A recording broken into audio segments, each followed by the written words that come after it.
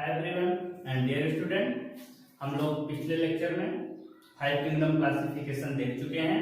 उसमें हम लोगों ने फर्स्ट जो क्लासिफिकेशन में देखा था, तो पहला किंगडम जो देखा था मोनेरा को देखा था, दूसरा हमारा कौन सा था, प्रोटिस्टा था, तीसरा कौन था, फंजाई था, और चौथा कौन था, प्लांटी था और एनिमेलिया को देखा था।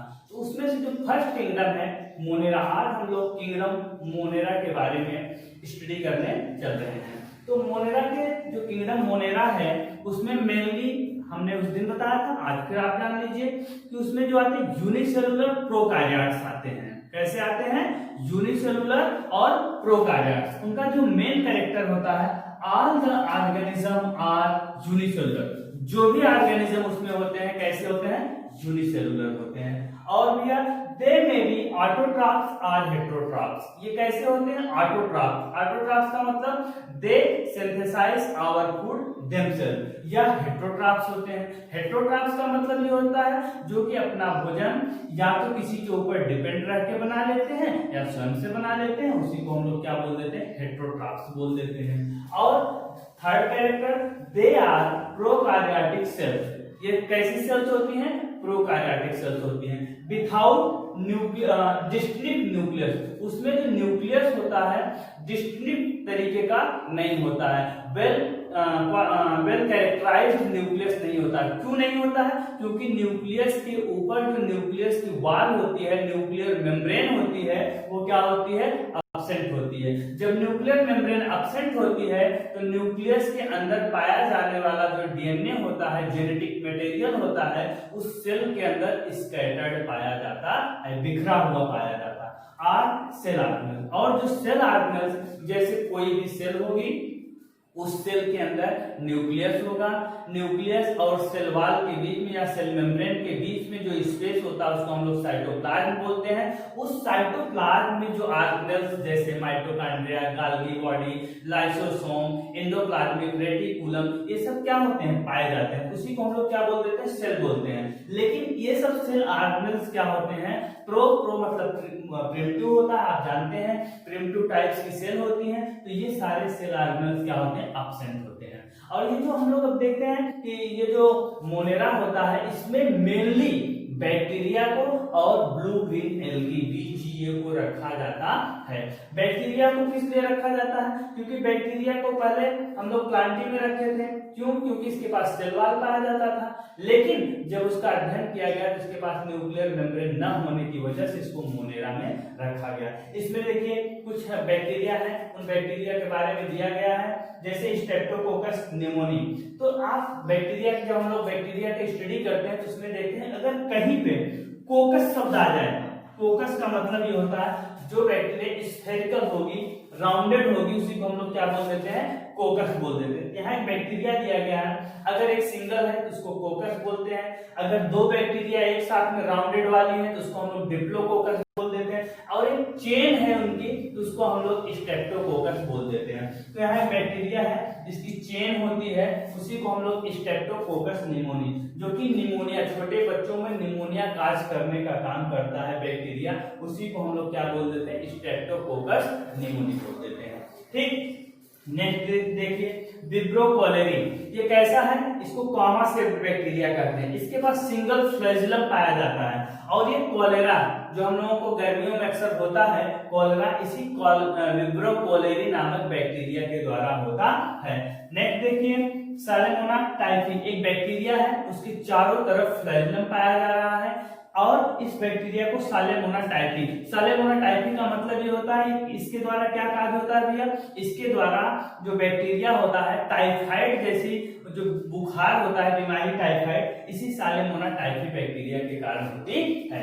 और अगर बैक्टीरिया में कहीं भी हम लोग देखते हैं अगर कोई बैक्टीरिया है ऐसे राड से अगर दिखाई दे रही है तो उसको अगर ऐसे राड से दिखाई दे रही है तो इसको हम लोग अभी तो हम लोग इसको कोकस बोल दिए थे, इसको हम लोग बैसिलस बोलते हैं। क्या बोलते हैं? बैसिलस बोलते हैं। तो आप लोगों ने देखा होगा लैक्टोबैसिलस लैक्टिस, एक बैक्टीरिया का नाम सुना होगा, बहुत बार सुना होगा, जो कि दूध को दही बनाने का काम करती है। लैक्टोबैसिलस लैक्टिस वो रॉड से बैक्टीरिया होती है।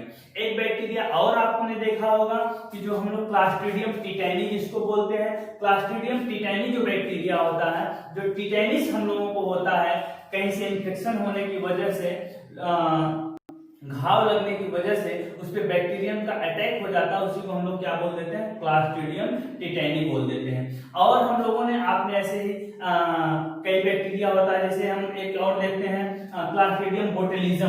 क्लास्ट्रीडियम बोटेलिज्म जो फूड पॉइजनिंग, गर्मियों के दिनों में फूड पॉइजनिंग के लिए काम करता है, उसी को हम लोग क्लास्ट्रीडियम बोटेलिज्म कहते हैं। Next kingdom protista. अभी हम लोगों ने मोनेरा को देखा, मोनेरा में क्या देखा, प्रोकार्योट्स को देखा। जो न्यूक्लियस था वो न्यूक्लियर मेम्ब्रेन उस पे एब्सेंट था, इसीलिए उसको हम लोग प्रोकार्योट्स बोलते हैं। लेकिन अब हम प्रोटिस्टा को देखने चल रहे हैं। इसमें सबसे खास बात है जो न्यूक्लियस है, टू न्यूक्लियस है इसके पास, क्योंकि न्यूक्लियर मेम्ब्रेन इसके न्यूक्लियस पर प्रेजेंट होती है। साइटोप्लाज्मिक ऑर्गन्स पाए जाते हैं, लेकिन यूनिसेलुलर, सिर्फ कैसा होता है, यूनिसेलुलर होता है। तो आइए देखते हैं भैया characteristic. Protista are single cell organism with well defined nucleus enclosed in a nuclear membrane. जो प्रोटिस्टा होता है सिंगल सेल्ड होता है, और जो इसका न्यूक्लियस होता है वेल डिफाइंड, क्योंकि इसका जो न्यूक्लियस होता है उस न्यूक्लियस के ऊपर न्यूक्लियर मेम्ब्रेन पाया जाता है। न्यूक्लियस के ऊपर क्या पाया जाता है, न्यूक्लियर मेम्ब्रेन पाया जाता है। बट कोई भी सेल होगा यूनिसेलुलर होगा। यूनिसेलुलर का मतलब ये होता है कि those types of cells that perform all physiology only one cell is called as unicellular. Next हम लोग कैरेक्टर देखते हैं। They have pseudopodia. क्या है, pseudopodia are hair like cilia are whip like flagella.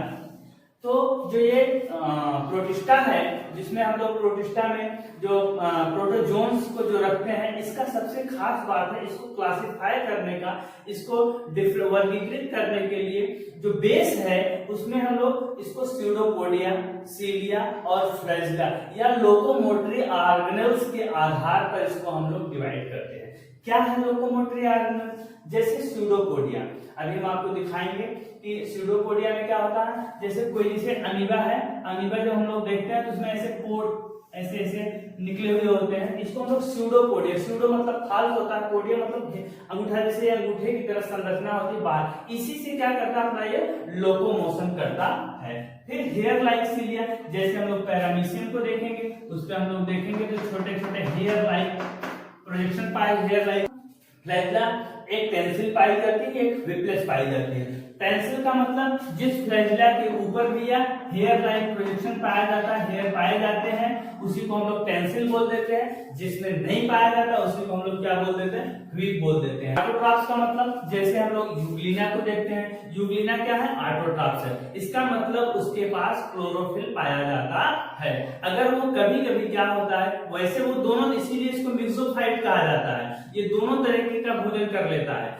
कभी कभी ये एनिमल की तरह करता है, लेकिन जब एनिमल की तरह भोजन इसको नहीं मिल रहा है तो सनलाइट की प्रेजेंस में इसके पास क्लोरोफिल होता है, उसकी उपस्थिति में अपना भोजन बना लेता है। वाल्वास ये क्या है, यूनिसेलुलर एल्गी होती है, टू न्यूक्लियस पाया जाता है, और ये एल्गी है तो जाहिर सी बात है क्लोरोफिल है इसके पास, अपना भोजन स्वयं बना लेता है, इसीलिए इसको हम लोग ऑटोट्रॉप्स में रखते हैं। फिर कौन आता है, हेटेरोट्रॉप्स। हेटेरोट्रॉप्स में कौन आता है, अमीबा आता है, पैरामीशियम आता है। अमीबा जो होता है ये अपना भोजन नहीं बना पाता है, ये भोजन के लिए अदर्स चीज पर, प्लांट्स के ऊपर या एनिमल्स के ऊपर क्या होता है, डिपेंड होता है। पैरामीशियम भी वही होता है। तो ये सब जितनी भी चीजें हैं इनको भी हम लोग और हेटेरोट्रॉप्स में रखते हैं।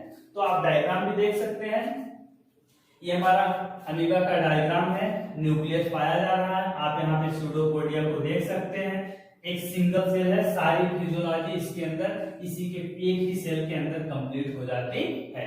आप ये पैरामीशियम को भी देख सकते हैं, ये हेयर लाइक छोटे छोटे हेयर पाए जा रहे हैं, इसी को हम लोग क्या बोल देते हैं, सीलिया बोल देते हैं। इसके पास दो कॉन्ट्रेक्टाइल वैक्यूल पाए जाते हैं। कॉन्ट्रेक्टाइल वैक्यूल ऑस्मोरेगुलेशन, वाटर को बहुत ज्यादा इनके अंदर वाटर अगर चला गया, क्योंकि पानी में हमेशा रहता है, इसलिए जब बहुत ज्यादा वाटर चला जाएगा उस वाटर को बाहर करना इनका काम होता है। इनके पास इनका माउथ पार्ट होता है, न्यूक्लियस होता है। हम लोग यूग्लिना को देखेंगे, यूग्लिना के पास फ्लैजिला पाया जाता है, इसी फ्लैजिला के द्वारा वो लोकोमोशन करने का काम करता जाता है। और यूग्लिना में देखिए क्लोरोफिल पाया जाता है और ये न्यूक्लियस है और चीजें इसके अंदर पाई जाती हैं। ये अपनी फिजियोलॉजी इसी तरीके से कंप्लीट करता रहता है। अब हम देखेंगे थर्ड किंगडम फंजाई। अभी हम लोगों ने मोनेरा को देखा, प्रोटिस्टा को देखा, अब हम फंजाई की बात कर रहे हैं। क्या है फंजाई? फंजाई अभी हम बताए थे कि इसको पहले प्लांटी में रखा गया था, लेकिन इसके पास क्लोरोफिल नहीं होता है, इसीलिए इसका एक ग्रुप बना दिया गया अलग से। इसको आर.एच. व्हाइटेकर साहब ने फंजाई को अलग से दिया। और इसमें आप देखेंगे कि इस समय बड़े आसानी से बरसात का मौसम हो और उसमें आप ब्रेड को रख दीजिए, या आप और सामान्य में देखेंगे हम लोग जो अचार बनता है तो आप देखते हैं जैसे इसमें थोड़ा सा तेल कम हो जाए या बरसात के मौसम में एक फेदर लाइक 4-10 दिन उसको धूप न दिया जाए तो एक फेदर लाइक संरचना उसके ऊपर दिखाई देने लगती है, पतला पतला हेयर जैसी। वो क्या है? वही फंजाई होता है। उसको देखने का सबसे आसान तरीका है, अगर हम उसको कहीं कभी मॉइस्ट प्लेस पर ब्रेड को रख दिया जाए 2-3 दिन में, उसमें थोड़ा सा पानी डाल दीजिए, 2-3 में देखेंगे कि ब्लैक स्पॉट पड़ जाए तो उस पर फेदर लाइक बहुत पतली पतली सी संरचना उस पर दिखाई देने लगती है। वो क्या होती है? फंजाई होती है। इसका जो मेन कैरेक्टर होता है फंजाई का वो होता है दे आर नॉन ग्रीन। एक ग्रीन नहीं थी, हरी नहीं थी। क्यों? क्योंकि क्लोरोफिल है ही नहीं है तो कैसी ग्रीन नहीं दिखेगी। Eukaryotic heterotrophic organism. ये कैसी होती है? यूकारियोटिक। इसका मतलब इसके अंदर जो न्यूक्लियस होता है ट्रू न्यूक्लियस पाया जाता है। हेटेरोट्रॉपिक ऑर्गेनिज्म, हेटेरोट्रॉपिक का मतलब होता है ये अपना भोजन स्वयं नहीं बना पाती, भोजन के लिए किसी के ऊपर डिपेंड होती है, पैरासाइट होती है। और आपको अभी हायर एजुकेशन में चलेंगे तो वहां मिलेगा आपको कि जो फंजाई होती है वो पैरासाइट होती है। और पैरासाइट का मतलब ये होता है पैरासाइट होती है और कभी कभी हम इसमें ऑब्लिगेट पैरासाइट देखते हैं, पार्शियल पैरासाइट देखते हैं, तो वो अलग अलग होता है। लेकिन इसका मतलब ये होता है कि क्या होती है? पैरासाइट होती है, अपना भोजन नहीं बना पाती है, किसी के ऊपर डिपेंड होती है। Most of them are saprophytes, saprotrophs. तो सेप्रोट्रॉप्स का मतलब क्या होता है? ये जो सेप्रोट्रॉप्स है, सेप्रोट्रॉप्स का मतलब होता है feed upon the dead and decay material. मतलब जब सड़े गले, डेड एंड डिके, सड़े गले न्यूट्रिएंट्स के ऊपर डिपेंड होती है, उसी को हम लोग सेप्रोट्रॉप्स बोल देते हैं या सेप्रोफाइट बोल देते हैं। There cell wall is made up of chitin. भैया जो सेल वॉल होती है इसकी किसकी बनी होती है? काइटिन की बनी होती है। जैसा कि हम लोग जानते हैं जो सेल वॉल होती है, प्लांट की सेल वॉल होती है सेलुलोज की बनी होती है, लेकिन इसके यहाँ किसकी बनी होती है? काइटिन की बनी हुई होती है। Some fungi are thread like, many nuclei are present in the cytoplasm. जो न्यूक्लियाई होता है, सॉरी जो फंजाई होता है, थ्रेड, थ्रेड मतलब धागे की तरह, बहुत सारे थ्रेड लाइक ऐसे बहुत सारी संरचना ऐसे ऐसे मिल करके, अभी हम लोग थोड़ा हायर में जब पढ़ेंगे और आगे पढ़ेंगे तो हम लोग इसके स्ट्रक्चर को अलग अलग नाम देते हैं। तो जो फंजाई होती है वो सिंगल नहीं होती है, कई थ्रेड लाइक संरचना मिला करके जो बनता है उसी को हम हाइफी कहते हैं। जो अगर हायर प्लांट में देखेंगे रूट, स्टेम, लीफ पाया जाता है, लेकिन इसके यहाँ रूट, स्टेम, लीफ नहीं पाया जाता है, इसी को हम लोग क्या बोल देते हैं? हाइफी बोल देते हैं। और कभी कभी क्या होता है, एक सिंगल सेल होता है, एक ही सेल के अंदर, इसमें सट्टा नहीं आएगा, इसमें एक ही सेल के अंदर बहुत सारे ढेर सारे न्यूक्लियाई पाए जाते हैं। ठीक, तो इसी को हम लोग उसकी कहा जाता है कि उसके साइटोप्लाज्म बहुत सारे न्यूक्लियाई पाए जाते हैं। इसके लिए एक बायोलॉजी में टर्म है सिंसाइटियल, इसको बोला जाता है। कई जगह इसके इस प्रकार की सेल पाई जाती है, लेकिन हम लोग उसको आगे देखेंगे, जहां आएगी उस सेल की बात वहां पे हम लोग करेंगे कि इसका करने का मतलब कैसा होगा। थ्रेड लाइक होता है, जो थ्रेड लाइक होता है उसको हाइफी कहते हैं। और फिर इसके बाद इसमें इसके साइटोप्लाज्म में मेनी न्यूक्लियाई, एक से ज्यादा न्यूक्लियस पाए जाते हैं, और ये जो एक से ज्यादा न्यूक्लियस पाए जाते हैं इसको हम लोग सिंसाइटियल बोलते हैं, और ये कई जगहों पर ऐसा पाया जाता है। अब एग्जाम्पल में हम लोग देखते हैं फंजाई का जो एग्जाम्पल होता है उसमें ईस्ट होता है, एस्परजिलस होता है, मशरूम होता है। ईस्ट को हम लोग क्या बोलते हैं? खमीर बोलते हैं। हिंदी में इस ईस्ट को क्या बोल देते हैं? खमीर बोल देते हैं। जो हम लोग ब्रेड वगैरह बनाते हैं, पाव वगैरह बनाया जाता है, उसमें इसका इस्तेमाल किया जाता है। और हम लोग मशरूम हम लोग सभी लोग मोस्टली लोग खाने का भी इस्तेमाल करते हैं। मशरूम आजकल मार्केट में भी उपलब्ध होता है, उसको भी हम लोग देखते हैं। वो भी क्या है, एक प्रकार का फंजाई होता है, मोर न्यूट्रिएंट्स होता है, प्रोटीनेशियस होता है और बहुत सारी फंजाई जो होती है हम लोग उसको खाने का भी इस्तेमाल करते हैं। और एक होती है पेनिसिलिनियम, जो पेनिसिलिन जो दवा बनती है, एंटीबायोटिक्स बनती है, सबसे पहले इसी फंजाई से ही निकाली गई थी, पेनिसिलिनियम से। एस्परजिलस पेनिसिलिनियम था, नोटेटम से निकाला गया था। तो उसको हम लोग हायर उसमें देखेंगे। यहाँ पे हम लोग देखते हैं, ये देखिए स्ट्रक्चर फंजाई का और मशरूम का है। मशरूम क्या है, एक प्रकार की फंजाई है। दूसरा एक स्ट्रक्चर देखिए, यहाँ पर देखिए, यहाँ रूट नहीं है, इसके यहाँ जो रूट की तरह काम करता है उसको हम लोग क्या बोल देते हैं, राइजोइड बोल देते हैं। और ये स्टेम नहीं उसका, एक कई बहुत सारे फंजाई जो होते हैं थ्रेड लाइक संरचना मिलकर के स्ट्रक्चर बना लेता है, इसी को हम लोग हाइफी बोल देते हैं। और ये वाला जो भाग हम लोग देख रहे हैं इसको हम लोग स्पोरेंजियम, क्यों स्पोरेंजियम कहते हैं, बियर्ड स्पोर, स्पोर को क्या करता है, धारण करता है, ठीक ना, इसीलिए इसको हम लोग क्या बोल देते हैं, स्पोरेंजियम। स्पोरेंजियम का मतलब इसी स्पोरेंजियम थैला है, ये इसी थैले के अंदर क्या है, स्पोर बना हुआ है। और ये क्या है, स्पोरेंजियोफोर है। स्पोरेंजियोफोर का मतलब होता है ये जो निकला हुआ भाग है इसका, एक डंडी की तरह, ये क्या किया है, स्पोरेंजियम को अपने ऊपर रखा है, लगाया हुआ है, इसीलिए इसको हम लोग क्या बोल देते हैं, स्पोरेंजियोफोर बोल देते हैं। अब इसी के अंदर स्पोर बनेंगे और जब ये मैच्योर हो जाएगा, फेवरेबल कंडीशन आएगा, उसमें क्या करेगा, इसी से स्पोर बाहर निकल के जर्मिनेट करके नई फंजाई का फॉर्मेशन कर लेते हैं। तो हम लोग अब तक जो देखा, कि हम लोगों ने देखा भैया कि 2 किंगडम क्लासिफिकेशन लिनियस ने दिया था, प्लांटी और एनिमेलिया को रखा था उन्होंने। फिर 3 किंगडम क्लासिफिकेशन आता है। 3 किंगडम क्लासिफिकेशन को हेकल साहब ने दिया था। उन्होंने प्लांटी एनिमेलिया के अलावा एक क्लास को और जोड़ा था, प्रोटिस्टा को जोड़ दिया था। फिर हमारे एक वैज्ञानिक कोपलैंड साहब आते हैं, उन्होंने 4 किंगडम क्लासिफिकेशन दिया था। उन्होंने मोनेरा को रख दिया था, प्रोटिस्टा को रखा था, प्लांटी को रखा था और एनिमेलिया को। इसके बाद मोस्ट एक्सेप्टेड जिसको हम लोग पढ़ रहे हैं, आर.एच. व्हिटेकर साहब ने 1969 में क्लासिफिकेशन दिया, उसमें 5 किंगडम को उन्होंने रखा था। पहला उनका था मोनेरा था, दूसरा प्रोटिस्टा था, तीसरा उन्होंने सिर्फ फंजाई को अलग किया था। फिर प्लांटी और एनिमेलिया की बात करते हैं। तो आज इसी क्लास में हम लोगों ने मोनेरा को देखा, प्रोटिस्टा को देखा, अब फंजाई को देखा।